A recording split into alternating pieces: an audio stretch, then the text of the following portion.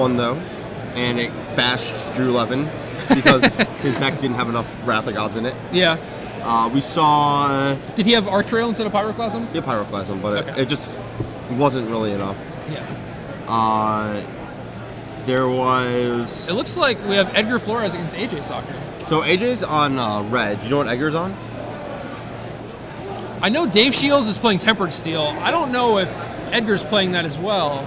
I think Edgar lost round 1 also, so he's been battling back. That's a grind. Yeah. What else have we had? We had a green, white, black. What's Edgar playing? Oh. Well, okay, well, same thing. Yeah, nothing new. Edgar refuses to change. Edgar plays Callblade again. Yep. Against Mono Red. Yeah. What else? We had this green, white, black sort of mid-range deck in one of the feature matches, in like round 5 at 4-0. Okay.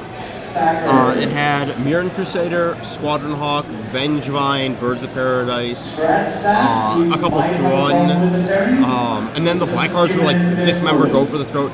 It had a main deck Haunting Echoes, which was a little weird. Yeah, it's kind of crazy. It had like Sword of War and Peace, just one Haunting Echoes. Yeah. Yeah, just kind of odd stuff. I don't know, you play against like Valakut or Twin or something, if you kill hit, their guy and die, Echoes yeah. them maybe, you know. Just, Miser's one of. But against Vampires, he brought in like Leyline of Sanctities and stuff. He had Oblivion Rings. It was an interesting deck. But he lost.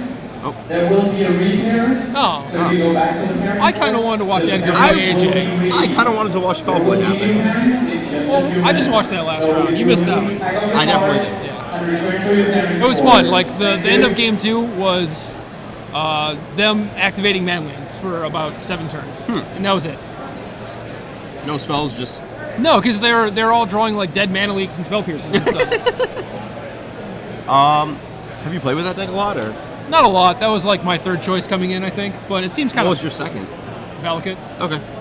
I mean, 60% of the time it works every time, right? Yeah, exactly. Yeah. Oh, drew a Titan this game. Oh, cast it, and you didn't counter it. Cool. Yeah. Solemn's a sweet card, though. I don't mind playing with that.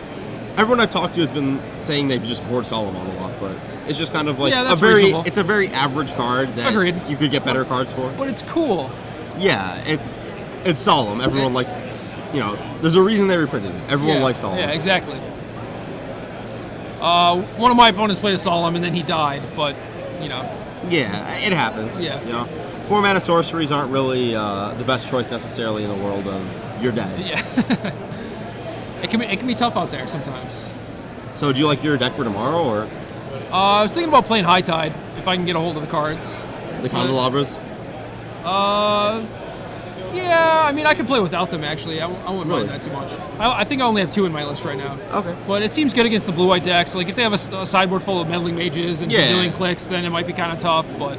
Yeah, all the combo decks are the same. It's like, yes, if your blue-white 16 counterspell opponent decides to waste their sideboard slots on fighting combo hate instead of, not losing a game to a Wild Nacatl, they will beat you, yes. Yeah. Yes, either Sworn Cannon is backed by 16 counterspells is not something you're going to beat. Is there like a Slay or something that I could play for blue creatures? There's Hibernation. For blue creatures. Repulse? Oh, for blue creatures. Yeah, so if they like Meddling Mage me, I want to kill it, but I don't want to just have like this Dismember in my deck or something. I want to kill it and draw a card. Oh, what color? You're black? They're actually... I want to play High Tide. Oh. And I think my blue-white matchup is good, and that's kind of the reason why I want to play the deck. But I'm saying if they have Meddling Mage and Vendilion in their board, then it's kind of tough. Repulse exists. There's a black card that's Execute. It's just white, kills a white creature. Yeah, it doesn't kill Vendilion though. Okay. I don't know. I mean, it could just be like Splash Red Blast or something. I don't really want to do that though. They all have Wastelands. Yeah, getting Wastelanded in a combo deck is actually the most miserable one. Yeah, agreed. It's like, yes, your deck is cheating on lands. You cannot get Wastelanded. Yeah. It's a little greedy. Yeah. But no, I had a lot of fun playing that deck, and the 2 matches I remember losing were to Drew and Edgar, both playing Team America, and I just got him to Turok like 6 times in each match, and that was tough. But it always hits your best cards too. Yeah.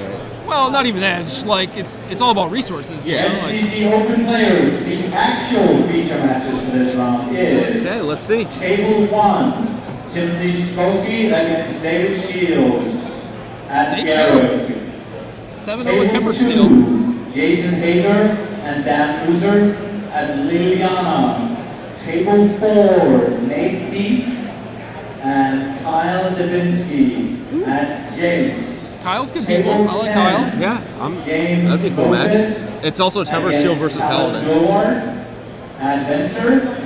And table 12, Edgar Flores against Jonathan Zucchini at Elspeth. So we, That would be another Cobblade Mirror, yeah, right? that's Cobblade Mirror. Yeah. Let's see. Kind of crazy. So much. You can't keep him down. The deck's Hero Blade Hold's awesome. Yeah. Well, Sukanik's on the Mirror Angel gravitational shift, so. I mean, it's close enough to Hero. You know, just marginal differences. One's better if they have the removal spell. One's better if they don't. Yeah.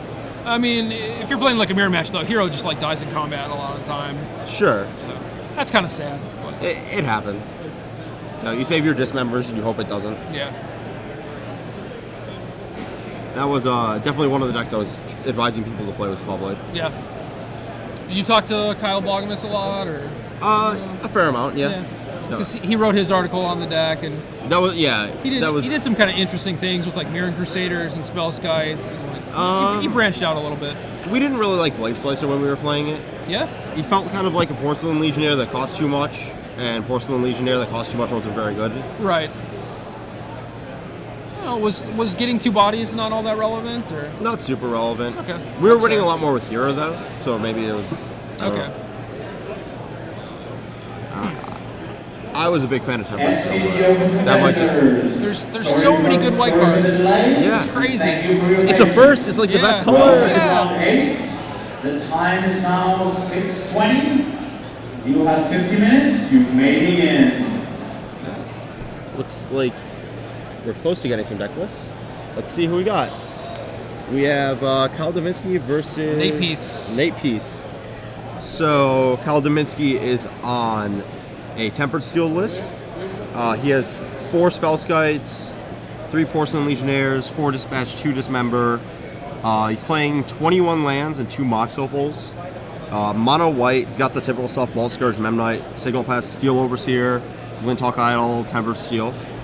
And Nate Pease is playing the deck that Caleb Durwood was playing earlier on this cast with Pure Steel Paladin. It's blue-white. It plays Pure Steel Paladin, Preordain, Mortar Pod. Trinket Mage is kind of Stoneforge Mystic replacement. It gets Flare Husk and Basilisk Collar.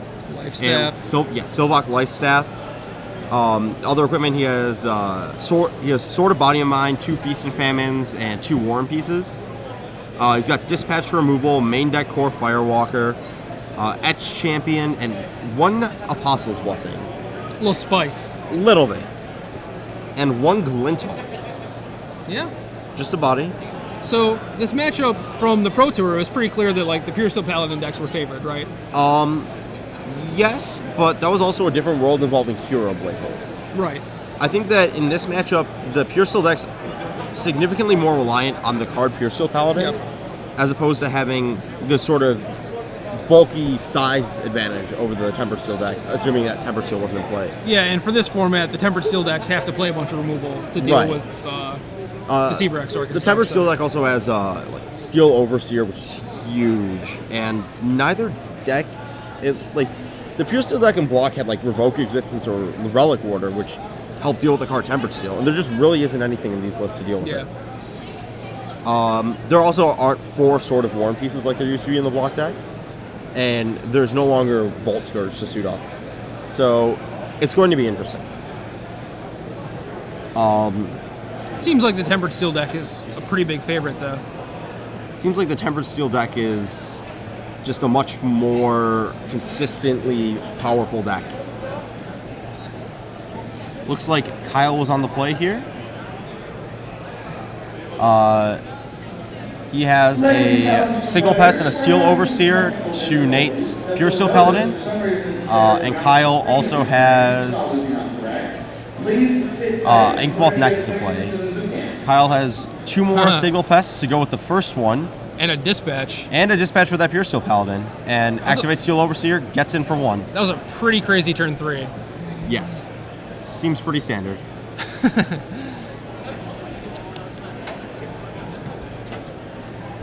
This is 12 damage on the swing next turn, I think.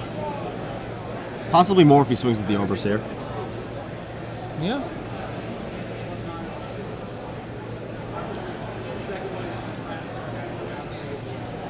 Nate has like some mortar pods for removal, but those aren't going to do any good. He has no sweepers or anything, so... No. This game's probably already out of his control. Yeah, that's what it looks like. I think Kyle drew another dispatch, so... you can't even get a Pure Steel Paladin and just start going nuts to get back in. Yeah. Nate now has a Flare Husk and a Glinthawk Idol in play to Kyle's 3 Signal Pests and a Steel Overseer. Both of them have 2 lands and an Inkmoth Nexus as their 3rd. Kyle plays a Glinthawk Idol, animates his... It looks like his Idol and his Nexus. Yep, both. To add counters with Steel Overseer, and then just bashes with 3 Signal Pests for 12 damage. Nate really doesn't have any good blocks here. X3s now. Yeah, not really. And game 1's probably going to be over almost as soon as we started watching.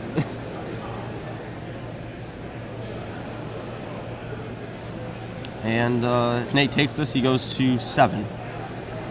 So when I said the Tempered Steel deck might be favored, I think I was right. Like these kind of openings are pretty tough to beat.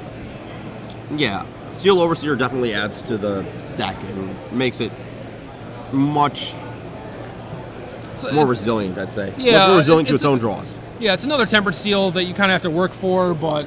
In the mirror, it's by far the best card. So. Yeah. It's a Tempered Steel plus another Tempered Steel every turn, so...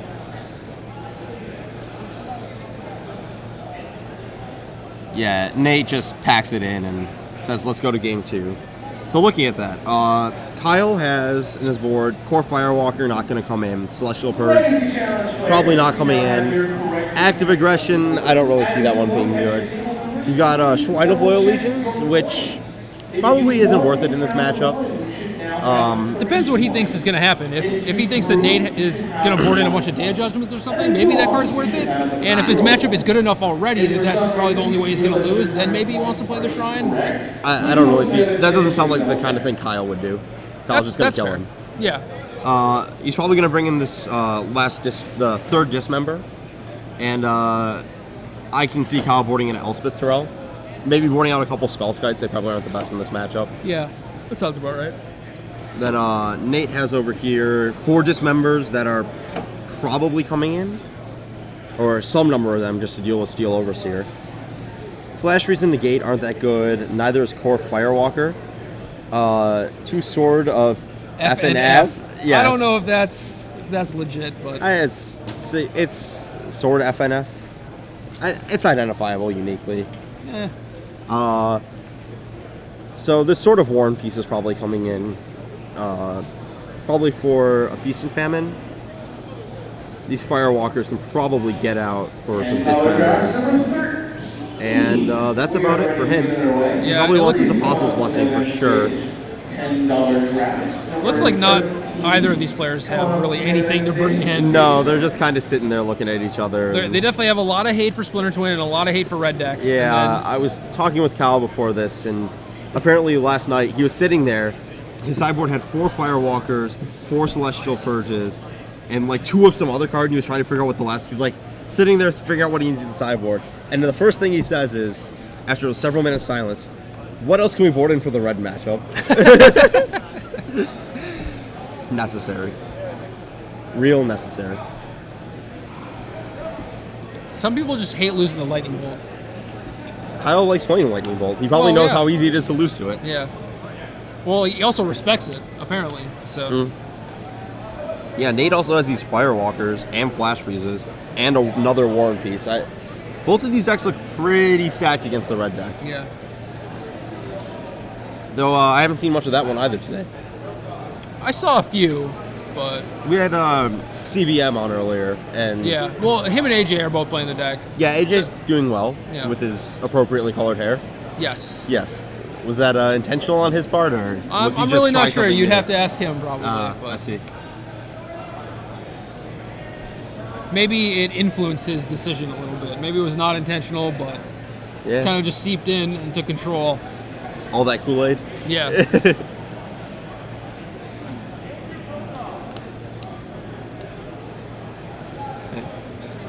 Just looking at some of the other stuff.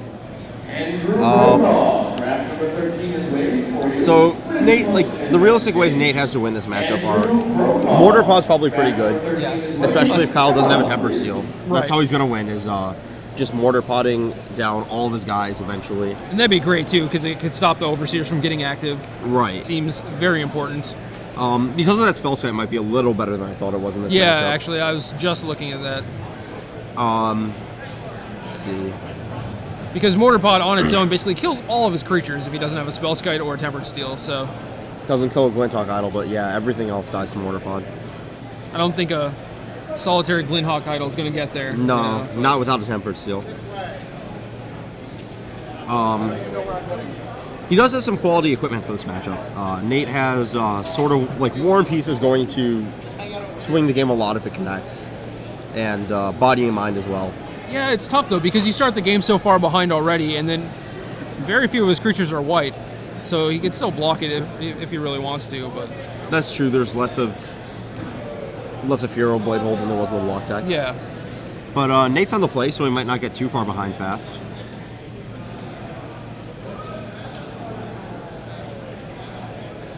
Let's see. Still sideboarding for the next game. Etch Champion, very, very sad card. Yeah. Against the nearly all artifacts Yeah. deck.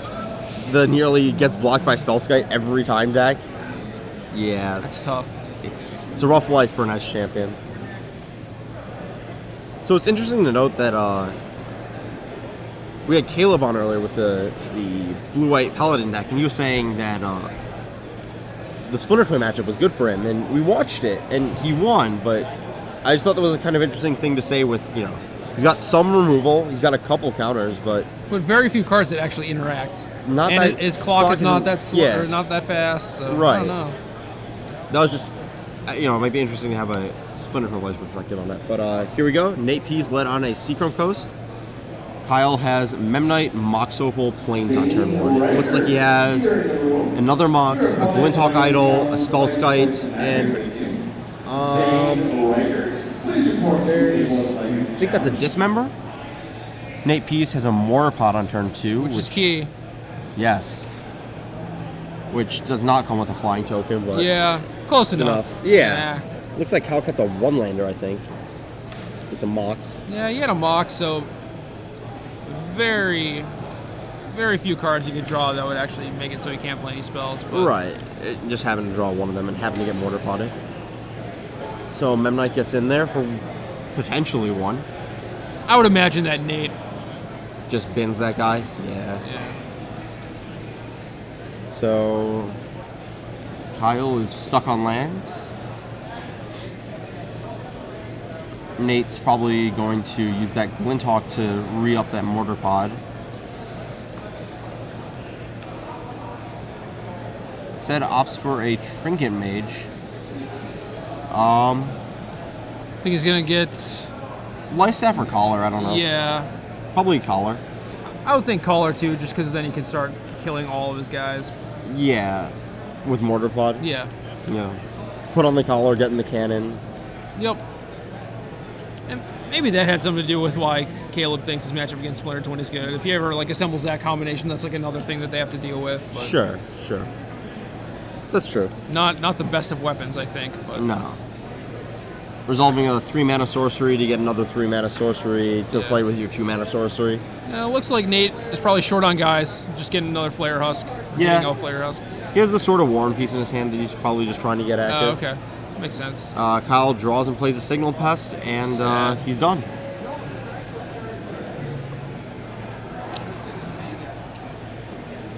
Nate draws the other card we were talking about, Silvok Life Staff. He almost searched for that one too. He moved it to the front. Yeah. Tricker Mage gets in for 2. Glinthawk comes in, rebuys the Mortar Pod. And Flare Husk also comes in. That singular Glinthawk's doing a lot of work. It's a little bit of a germ party over here.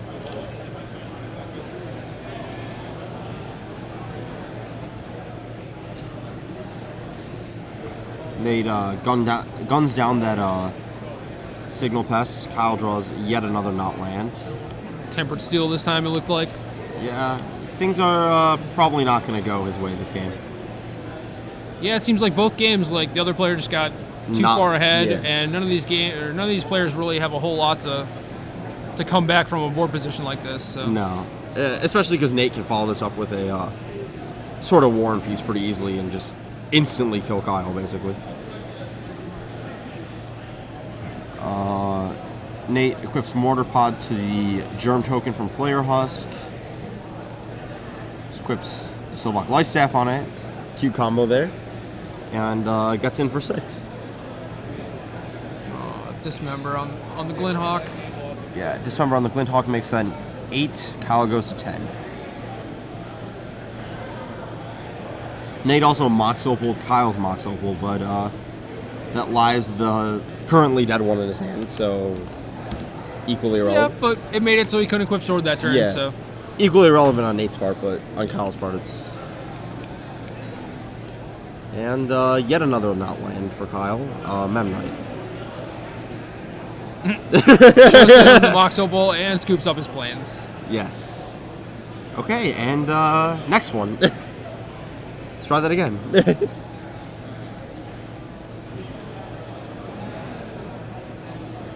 This is definitely a different standard format than I'm used to seeing. Yeah, you're used to having like 7 decisions on turn 2 instead of playing all 7 of your cards. And yep. Yeah. I'm all in. Yep. Can you beat me? Nope. That cool. Try again. Well, Mortar Pod was definitely huge that game. Yeah. It even though Kyle was mana screwed, it just kept him completely out of the game instead of having any chance of coming back.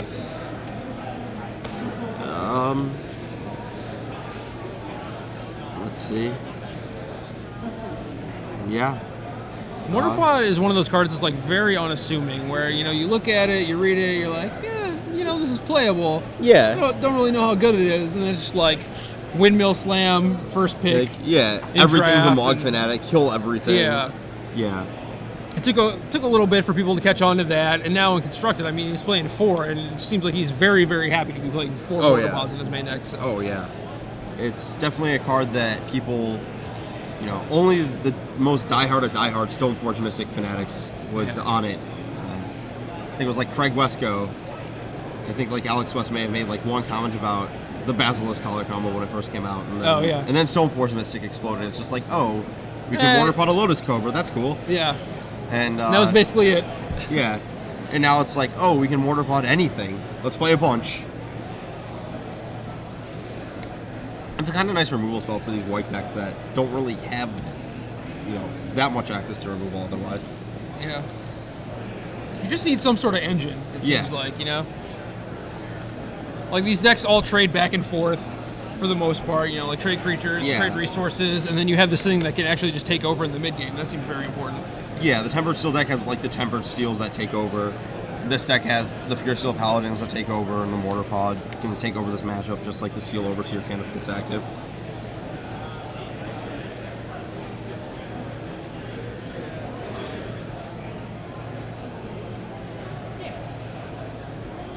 It's interesting to see the players that kind of like made names for themselves playing Callblade still sticking to blue-white. Like Nate Pease and Edgar are both just like, no, I refuse to give it up. No, we're still going to make it happen. I refused to play that deck for so long, Callblade. I thought it was so bad looking at it. And then you play it and you're like, wait, I can do everything? Yeah. Or anything? Or nothing? Use your mana every turn. Mm-hmm. One of the great signs that your deck is doing something right, I think. All of your mana at every point in the game is like tied up into like 7 different options. Yeah. Kyle looks at his opening 7, thinks for a minute. He's keeping. Let's see what Nate does.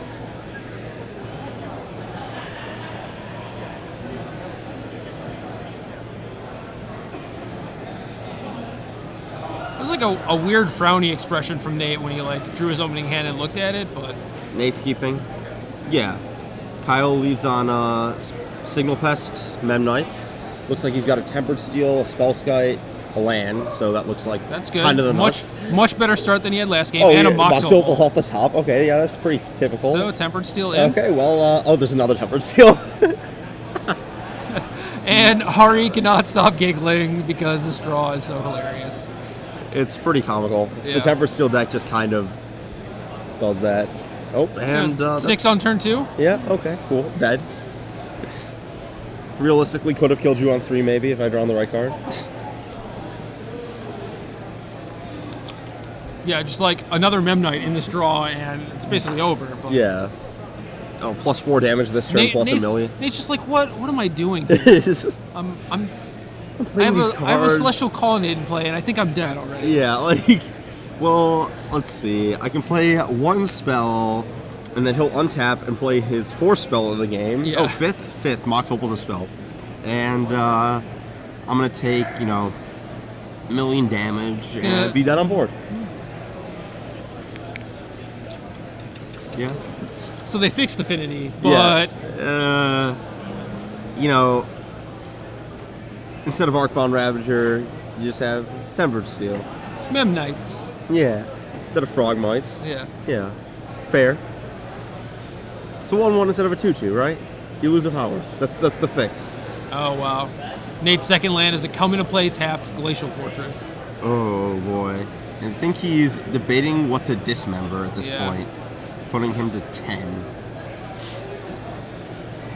Yeah, it looks like a dismember that is probably going to be aimed at the Signal Pest.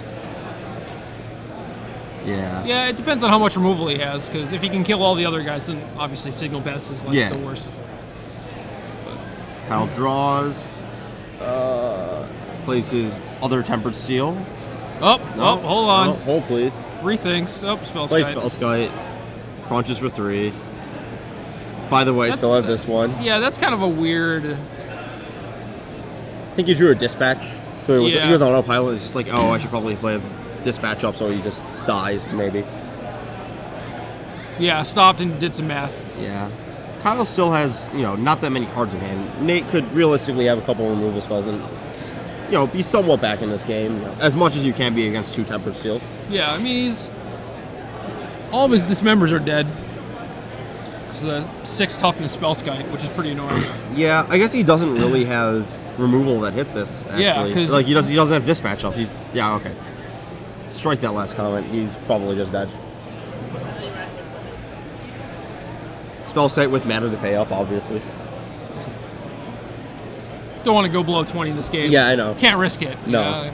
Yeah, that was one of the cute things about the blue-white version of this deck was you could pay for Spellskite. Yeah. Nate's considering how not to die. He looks like he's in a tight spot though. Yeah. So looks like he's got a Pure Steel Paladin, Sylvok Lifestaff, Trinket Mage.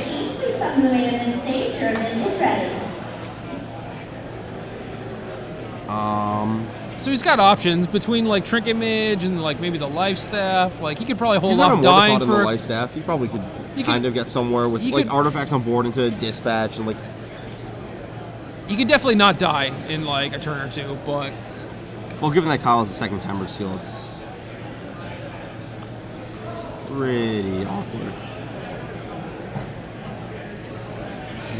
This next champion? Well, he knows he has a Tempered Steel, so maybe Trinket Mage is for a Mox to try and kill his land. Yeah. That'd be a start. Sure. I hope that maybe he draws like another Tempered Steel or something. No, he just gets Basilisk Collar, Kyle Dispatches, and yeah. That's okay. Match. Cool. Played all of, 4 turns. 4 turns in each game. Yeah. That's cool. That's cool. We were talking about the different options between like the white weenie decks, the different engines. You see them battle each other, and they're just like, they all seem very powerful. Yeah, they're all just bashing each other repeatedly. Yeah. Yeah, and that's that. Temper Seal on turn 2 kills people. Yeah. It's a Seal very, very good draw on Kyle's part. Yes, it definitely was. The Mox Opal was a very good top deck, I would say. Did you draw that one on turn 2? Yeah, I think so. Oh, wow. That's awesome. He might have played something else on turn 1, I don't know. From what I saw, it looked like he drew it. He was probably thinking of a card. Yeah. Thinking and hoping. Wishing a prayer. Not Elspeth Corral, that's all you know. Yeah. Yeah, like you said, Kyle just wants to get people dead. I don't think he was even messing with that Elspeth. Yeah. He said he's boarded in today. Yeah. But I don't know what for. Okay, it looks like we're trying to find another match move on the camera. That one was... Which makes sense, since Yes. that one was a blowout. There's probably still some matches on game 1 over there, so...